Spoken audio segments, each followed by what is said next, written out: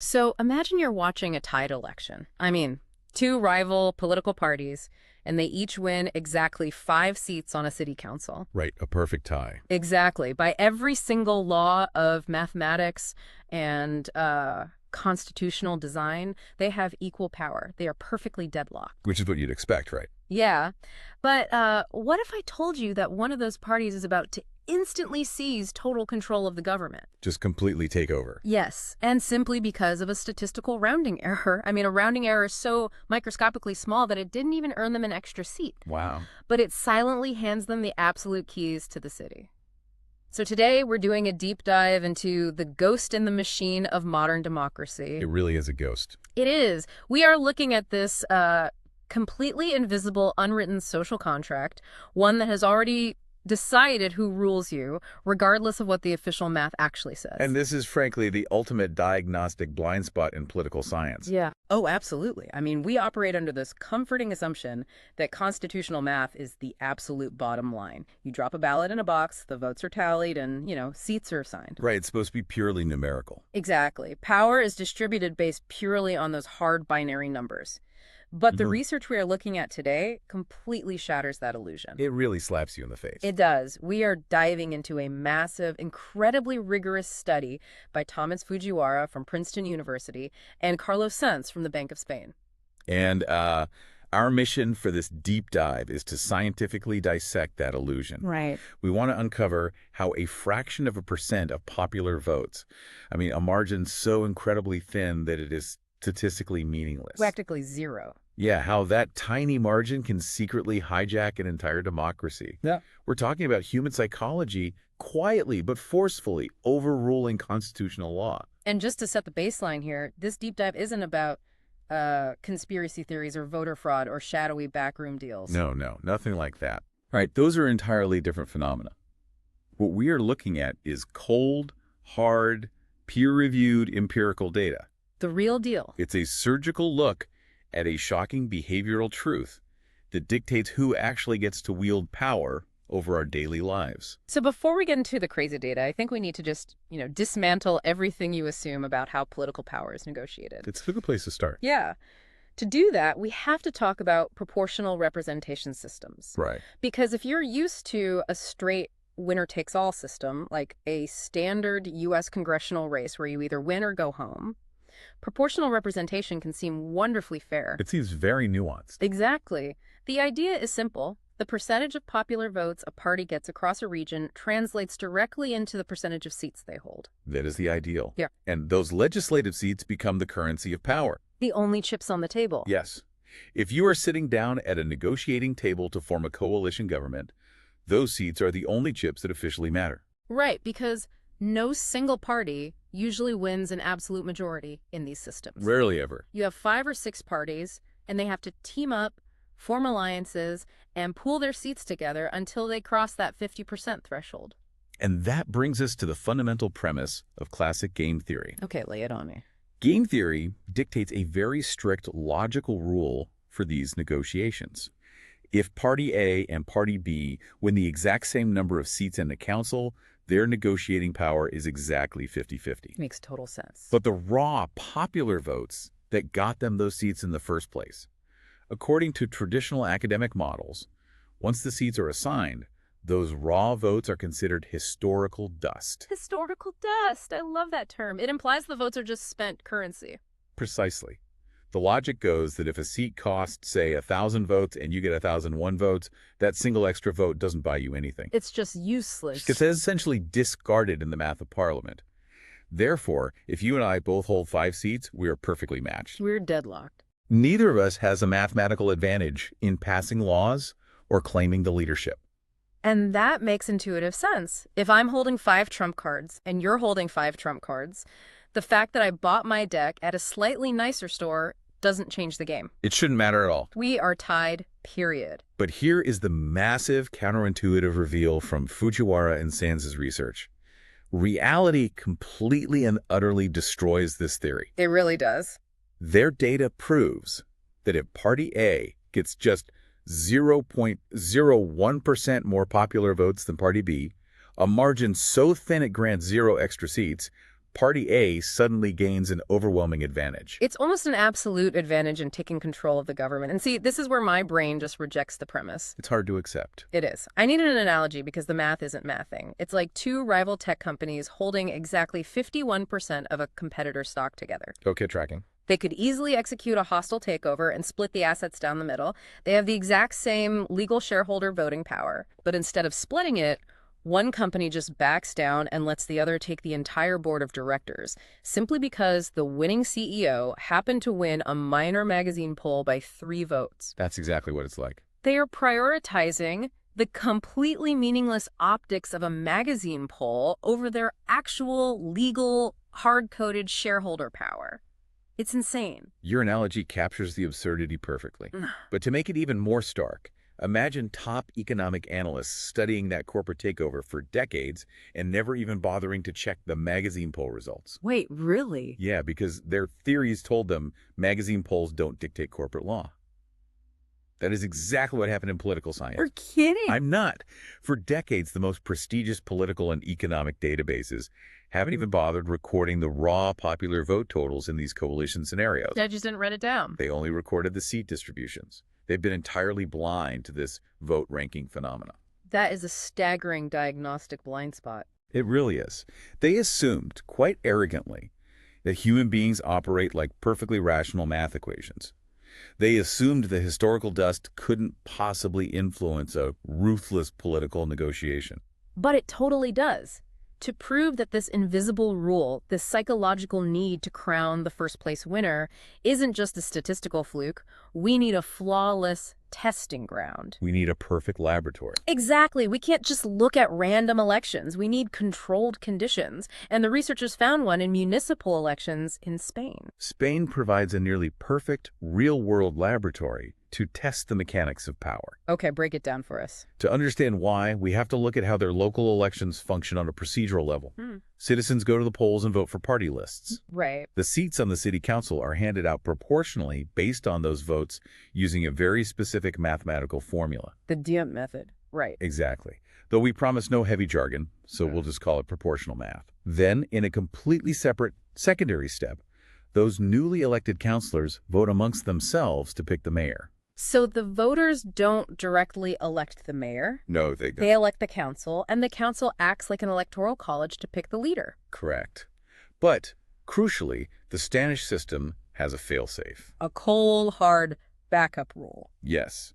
What happens if the councilors are deadlocked? What if the parties refuse to compromise and no single candidate can secure an absolute majority? Everything just grinds to a halt. No. A backup mechanism kicks in automatically by law. The legal statute states that in the event of an absolute deadlock, the party that received the most popular votes automatically gets the mayor's seat. Okay, hold on. Yes. If the law explicitly states that the party with the most votes wins ties, then doesn't that explain everything? I know where you're going with this. I mean, we aren't looking at human psychology then. We're just looking at politicians following a strict legal protocol. Mystery solved, right? I'm so glad you brought that up because that is the exact trap many institutionalists fall into. It seems so obvious. It does. And we will absolutely tear that legal backup argument apart in a few minutes with some truly bizarre data. But first, we need to look at the specific sample the researchers isolated. Okay, let's hear it. They didn't just look at every Spanish election. They isolated 2,898 very specific, extreme, knife-edge elections over several decades. We are talking about elections where the top 2 parties tied perfectly in the number of seats they won. Yes. Out of tens of thousands of local elections, they zoomed in on nearly 3,000 cases where the mathematical power was split perfectly down the middle. Party A has 5 seats. Party B has 5 seats. They're mathematically deadlocked in the council chamber. I want to dig into the methodology here because I think it's brilliant. The research uses something called a regression discontinuity design. Yes, RDD. Now, I promised you, the listener, we wouldn't drown in academic jargon, so I'm going to call this the scientific scalpel. I like that, the scientific scalpel. But I really want to understand how it works. If you just look at a party that won first place and point out they became mayor, a skeptic would just say, well, obviously. They say they had more money or better ads. Exactly. They probably had a bigger campaign budget or a more charismatic leader. How does this scalpel actually cut through all that noise? Let's use an everyday example to explain the mechanics of this scalpel. Hmm. Let's say you're a corporate executive trying to figure out if giving employees a fancy new title, say senior associate, actually makes them more productive. Even if there's no pay raise attached, just a psychological title change? Exactly. If you just compare all your senior associates to your junior associates, the data is flawed Why? because the seniors are likely older, more experienced, and maybe naturally harder workers. Hmm. You have too many confounding variables. You can't prove the title caused the productivity. Right, it's correlation, not causation. Basic statistics. So how do you isolate just the effect of the title? You look at your performance review scores. Let's say anyone who scores an 80 or above gets the senior title. Okay, a clear cutoff. Anyone who scores 79 or below stays junior. The scalpel tells us to throw away the data for the people who scored 95 and throw away the data for the people who scored 40. They're too different. Right. Instead, we zoom in exclusively on the people who scored a 79 and the people who scored an 80. Oh, I see, because the difference between a 79 and an 80 is basically a coin flip. Exactly. It could be that one manager was in a slightly better mood that day. The employee who got the 80 isn't fundamentally smarter than the one who got the 79. They are virtually identical in every measurable way.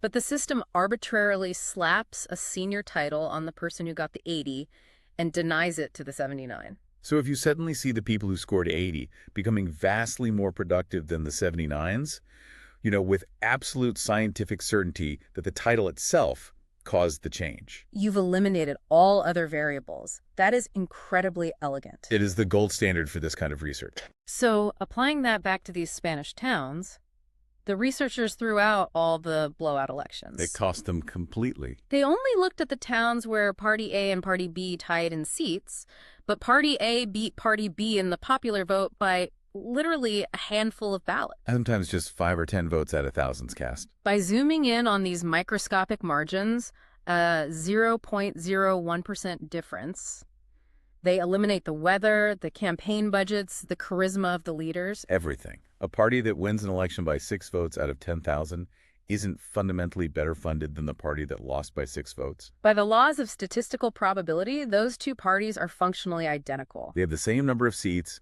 the same negotiating chips, and the exact same level of general public support. The only difference between them is a purely psychological label arbitrarily assigned by the universe. The label of being first. Exactly. We crossed the finish line first. Okay, so the laboratory is sterile, the variables are controlled. What does the actual data show?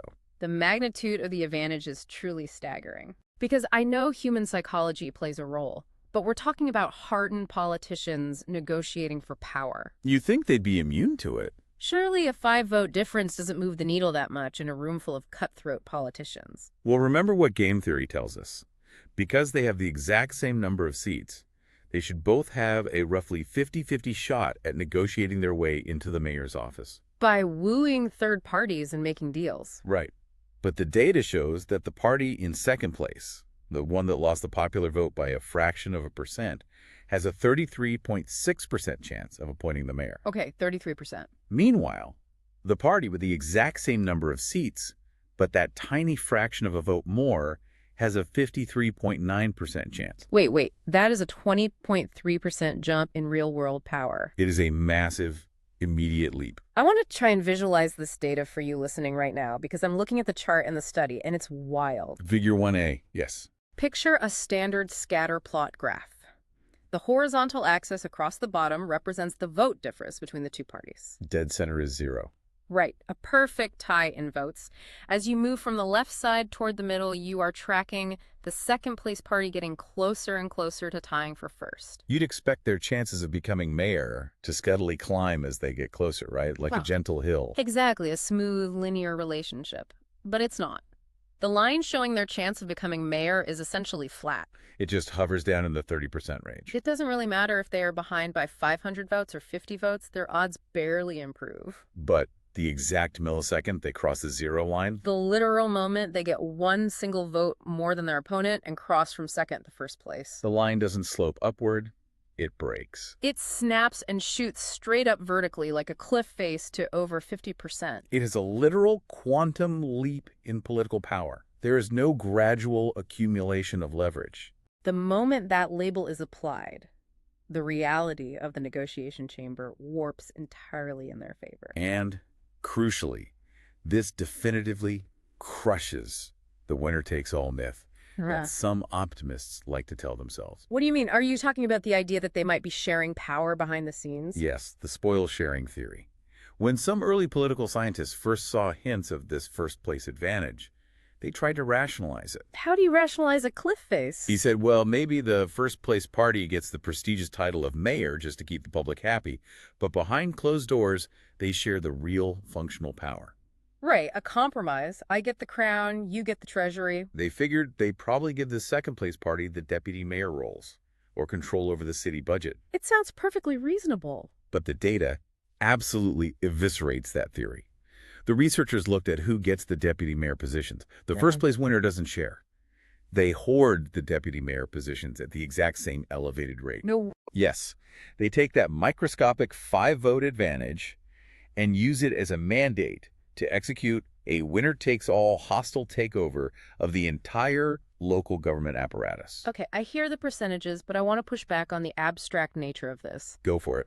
How valuable is this invisible first place label, intangible hard currency? We're talking about psychological advantages, but can we put a concrete price tag on it? I love that question. What is the actual exchange rate between societal prestige and hard political power? Well, the researchers actually calculated that exact exchange rate, and it is arguably the study's most mind-bending statistic. Let's hear it. To figure out the value of the psychological label, they compared it to the value of a physical asset. They measured the power of party gains when they legitimately win a whole extra legislative seat. Meaning they actually shift the mathematical balance of the council. A physical seat is the gold standard of power. Correct. According to their regression models, just possessing this invisible psychological first-place title gives a party 60% of the actual physical political power they would have gotten if they had legitimately won an entirely new seat. I need a second to process that. It's heavy. You get 0 extra seats.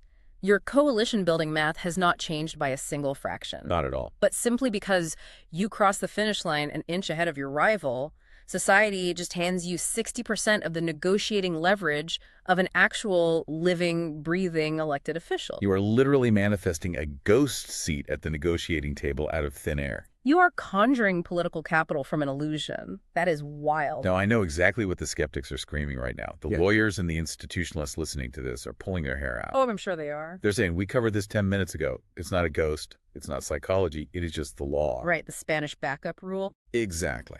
If the council is deadlocked, the law automatically hands the mayoralty to the party with the most popular votes.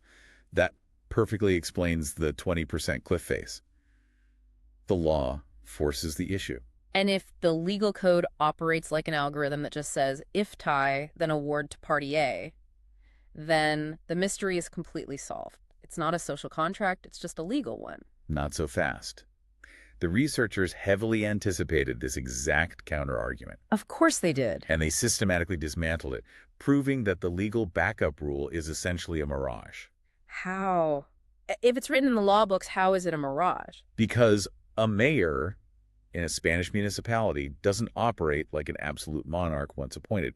Let's say Party A gets the mayor's seat through that automatic backup rule because everyone is deadlocked. Okay, they're sitting in the big chair. Very next day, that mayor has to govern. They need to pass a city budget. Yeah. They need to approve infrastructure projects. And to do any of that, they need continuous support from a majority of the council. Exactly. Yeah. And they don't have a majority. They tied 5-5. Right. And the Spanish system has a very aggressive check on executive power. The opposition parties can launch a vote of no confidence at any moment. Any moment. Yes. They can legally throw the mayor out and install their own candidate, provided they can cobble together an absolute majority of votes in the chamber. So you're saying that if Party B, who came in second, and Party C, a smaller third party, really wanted to unite and take power, they could easily do it on day 2. Easily. They have the mathematical seats to vote the mayor out. Whoa. The automatic backup rule only lasts for the first day of a 4-year term. If this was purely about ruthless, rational politicians maximizing their power, the second and third place parties would just let the automatic rule trigger. And then immediately file a motion of no confidence the next morning, overthrow the mayor, and split the power themselves. But they don't. The automatic law alone absolutely cannot explain a permanent, durable 20% leap in power that holds steady across a 4-year term. They're actively choosing to respect the first place finish. Okay, that's a really compelling point about durability, but I'm still playing devil's advocate here. Please do. Maybe filing a vote of no confidence is just too much of a bureaucratic headache. Maybe they're just lazy. It's a fair point. Is there a way to definitively prove that this is a psychological phenomenon and not just institutional inertia? There is. And it is the most elegant proof in the entire study. We call it the second versus third place proof. Okay, set the scene for me. If you believe the law dictates everything, then we just have to look at a scenario where the law is silent. The researchers ran the exact same scalpel methodology, looking at knife-edge ties. But not for first place. Right. They looked at elections where Party A dominated and clearly won first place, but didn't quite get an absolute majority. So they need a coalition partner. Yes, Party B and Party C are fighting for the scraps, and they tie perfectly in seats for second and third place. So Party B gets 3 seats, Party C gets 3 seats, but Party B got, say, 10 more popular votes than Party C. Exactly. Now, in Spanish electoral law, the automatic backup rule only applies to the first-place party. Oh, this is getting good. There is absolutely no legal provision, no backup rule, no constitutional footnote that favors the second-place party over the third-place party. The law literally does not care who came in second. It is entirely blind to it. So if it's purely about constitutional math and legal rules, Party B and Party C should have exactly equal chances of being invited into a coalition by Party A. They should. The chart should be completely flat. No cliff face. But what does the data show? The second-place party has a 16% chance of ruling or being part of the mayoral appointment. And the third-place party? Only a 6.7% chance. Whoa. That is nearly a 10% leap in actual governing power for second place. And remember, that leap is generated entirely by the label of beating the third guy by a handful of votes. There is no law, no rule, no institutional inertia backing this up. None. It proves unequivocally that the advantage is a purely psychological, informal social norm. We are ruled by ghosts. That is deeply eerie. It really is. But to really drive home how terrifyingly strong this unwritten norm is, we can't just look at abstract charts. We have to look at the human drama. We really do. We have to talk about this massive ideological betrayal, the story of the town of Olivenza in 2011. The Olivenza case is the absolute perfect storm of math, law, and psychology colliding. It illustrates everything we've talked about in stark reality. Let me set the stage for you, because the context of 2011 Spain is crucial. Very crucial. This is right in the aftermath of the global financial crisis. The political environment is incredibly tense, heavily polarized. In the region of Extremadura, you have this town, Olivenza. And the election yields a fascinating split. You have 3 main political parties involved. The right-wing Conservative Party, the PP, gets 7 seats on the city council. Okay. The center-left Socialist Party, the PSOE, also gets 7 seats. A dead mathematical tie between 2 bitter historical rivals. And then the third party. Right. Then you have a smaller, far-left, communist-aligned party, the IU, which secures 3 seats. Now, if you are a first-year political science student, or even just a casual observer of European politics, apply the basic math of political ideology to that board. It's a layup. The 2 left-wing parties, the center-left and the far-left, have 10 seats combined. 10 out of 17. 10 out of 17 is an absolute commanding majority. They are natural ideological allies. They march in the same protests. They share the same fundamental worldview regarding labor, social safety nets. Everything. Game theory says they should easily form a coalition in the chamber, crush the right-wing party, and govern the town together. But then we introduce the historical dust, the raw popular vote. The right-wing PP party got exactly 2,912 votes. And the center-left PSOE party got 2,886 votes. Meaning the right-wing party got exactly 26 more popular votes out of nearly 6,000 cast. 26 votes. It's a fraction of a fraction, the margin of error on a rainy afternoon. And what happened? Did the left-wing alliance use their massive 10-to-7 seat advantage to take control of the city hall? No. Because of those 26 votes, the left-wing alliance completely shattered. They just fell apart. The far-left party refused to ally with their center-left brothers. The right-wing party took power and claimed the mayor's seat. Over 26 votes. And the craziest part isn't even the math, it's the psychology of the aftermath. The leader of the far-left party actually went to the local press and gave a statement. Do you have the quote? I do. He said they had to respect the voice of the people. He said it genuinely pained them to see the right wing take power, but democracy had spoken. Democracy had spoken. Over 26 votes. It defies all logic and self-preservation. It's like two rival labor unions who have spent years fighting a massive corporation. Okay. They finally acquire 51% of the company's voting shares. They have the legal power to oust the anti-union CEO. They've won. But the day before the shareholder meeting, the CEO wins a local businessman of the year plaque by 26 votes. And the union leaders just throw up their hands, refuse to vote together, and let the CEO keep his job, claiming the people have spoken. It is entirely irrational from a pure power maximization standpoint.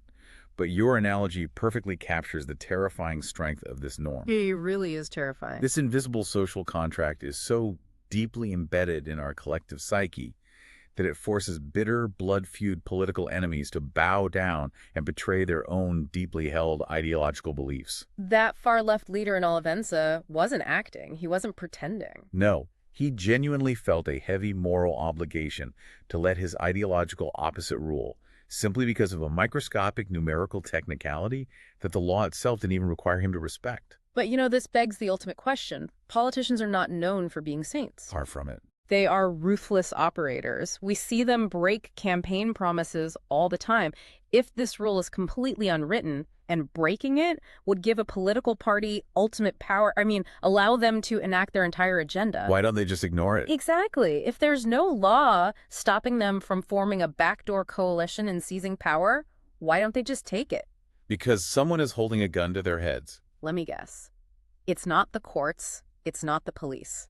It's the voters.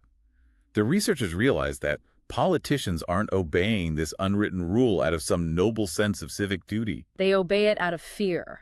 They obey it because there is a ruthless, observant judge watching their every move, and that judge is the voting public. Okay, this is fascinating. The invisible judge. How exactly does the voter enforce an unwritten rule? If a second-place party decides to act like traditional game theory says they should, if they forcefully seize power through a backdoor coalition and break the unwritten rule of first place gets to rule, The voters strike back. the voters brutally punish them. Punish them how?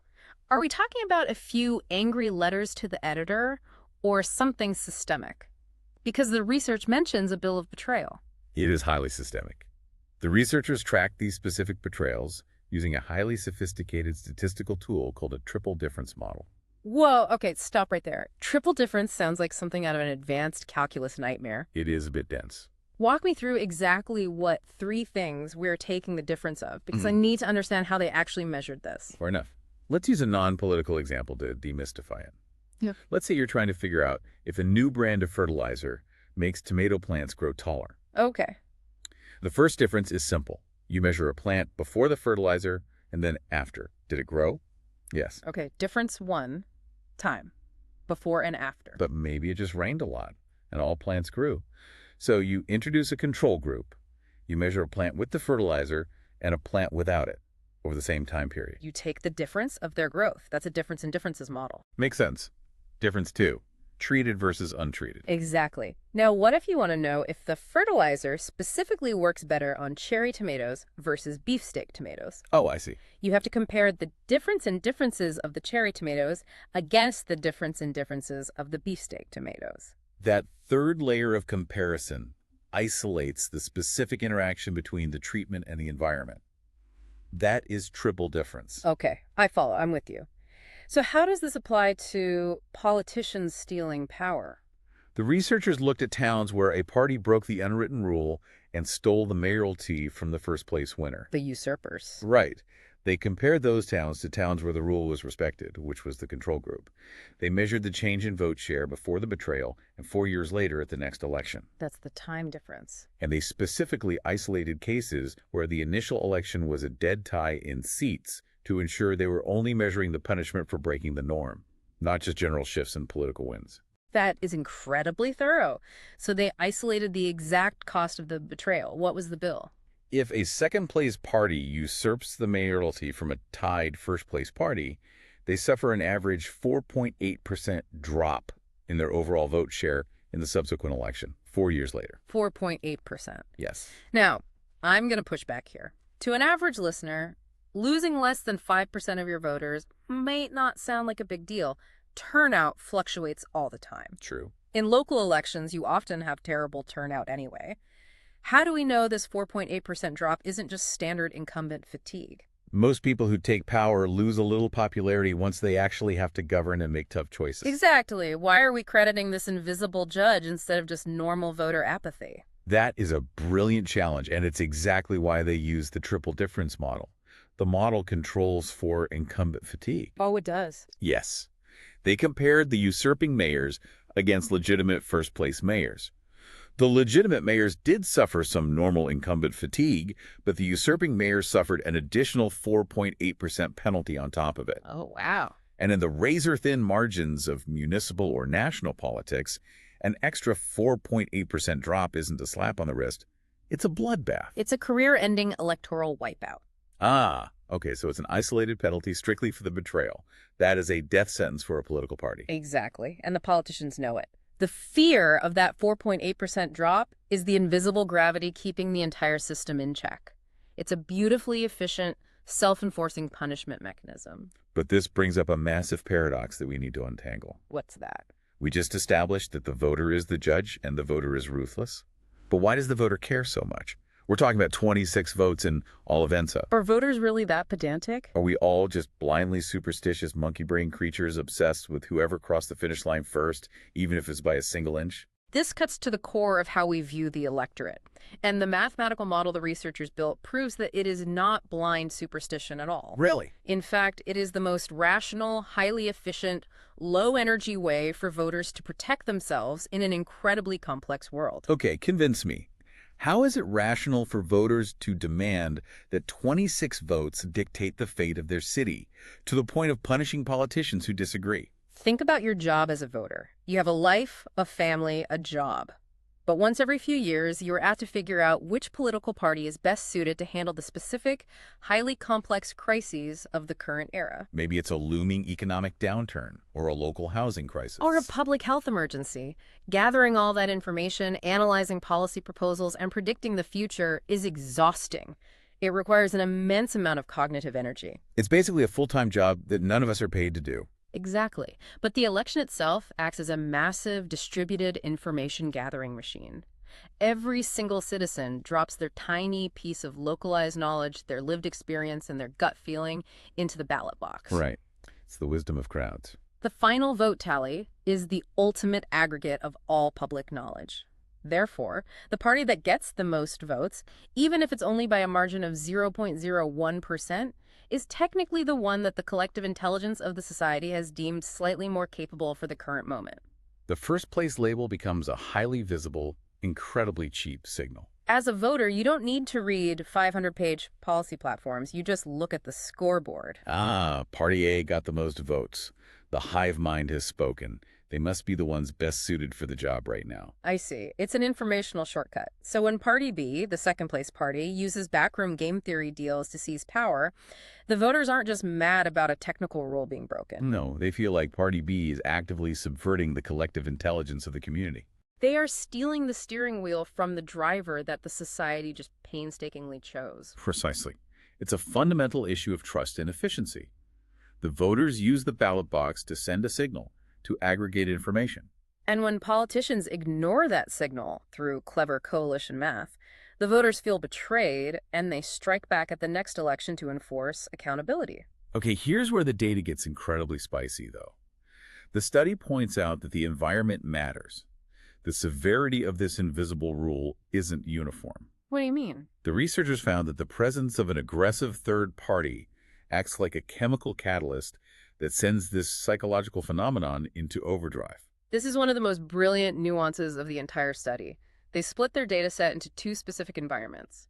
Towns where the third-place party was weak and towns where the third-place party was strong. They define strong as getting more than 16.5% of the popular vote, which was the median cutoff in their data. Okay, so let's look at the weak environment first. A town where it's basically a two-horse race, and the third party is just a fringe group getting 5% of the vote. What happens to our invisible rule? When the third party is weak, the invisible norm is actually relatively relaxed. The advantage of being in first place drops down to a mere 4% bump in your chances of becoming mayor. It's still there, it still exists, but the gravity is weak. But what happens when that third party is strong? when they are snapping at the heels of the top two parties with 20 or 25% of the vote. When the third party is strong, the fear of punishment skyrockets.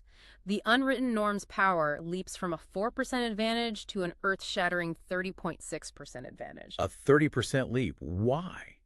Why does the presence of a strong third party make the top two parties suddenly obsess over the rules? Because in a cutthroat red ocean environment where a strong third party is constantly threatening to steal your voters and take your place, breaking the rules is a literal death sentence. Let's map it out. If Party B steals the mayor's seat from Party A, Party B knows that the voters will hit them with that 4.8% punishment penalty in the next election. Right.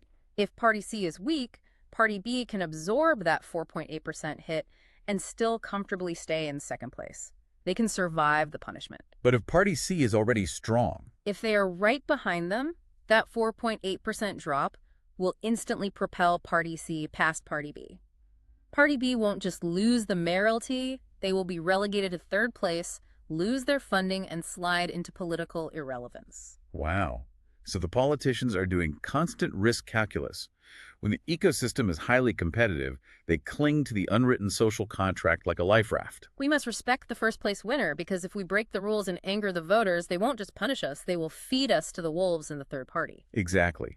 The more precarious the politician's survival is, the more strictly they obey the invisible demands of the voter.